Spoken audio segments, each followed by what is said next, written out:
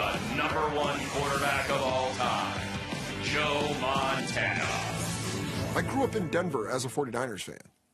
This was every argument during recess. Kids throwing rocks saying that Elway was better than Montana. Hey, everybody, in the 5280, #1 Joe Montana. For sure, hands down, like, Joe Montana was the man. It was a perfect throw by Joe Montana. There's nothing like Joe Montana. Just complete control of the offense. He's the best. The best. Joe Montana, I'll say he is the best who's ever played the game. I love Joe Montana.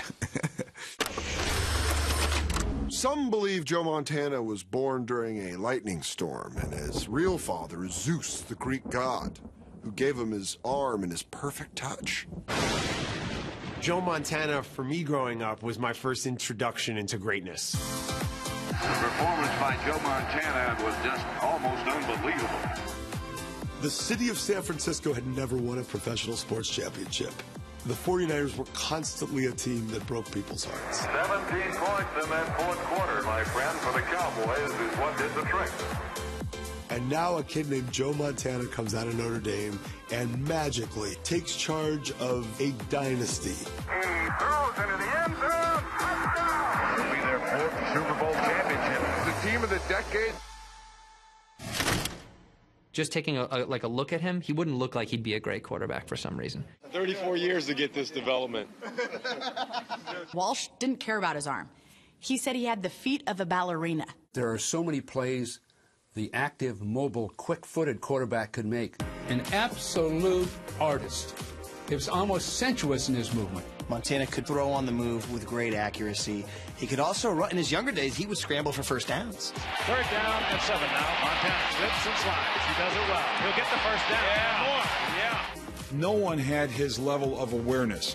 He had 4 eyes. I mean, he absolutely had the 2 in their normal spot, and then these 2 back here that somehow appeared outside his helmet, because the guy could see everything and feel everything. How in the world did he ever get away from all those arms and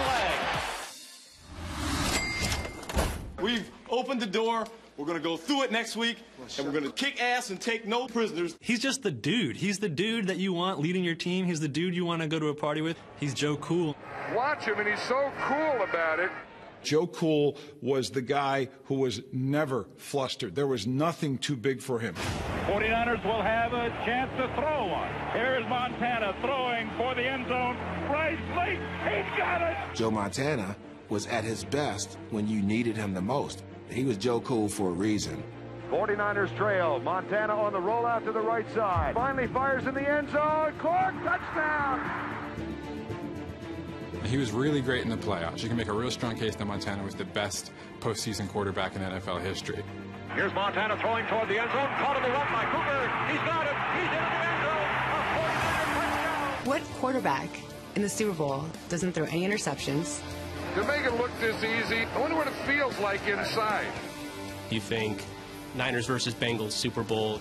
The 49ers will start deep in their own end.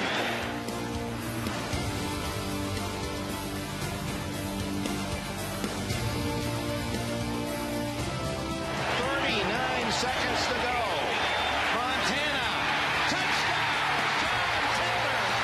San Francisco has won Super Bowl 23. We got Joe! As a member of the Chiefs, too, they beat some really good teams in the playoffs. Back to pass, Joe Montana. Looks right. Arches a pass. Into the end zone. Touchdown! Hey! Montana Magic is back! People forget, he did get to an AFC Championship game with the Chiefs. He is #1. There is no question Joe Montana is #1. And if you have Joe Montana #1, how are you going to argue that? Really, how are you going to argue that?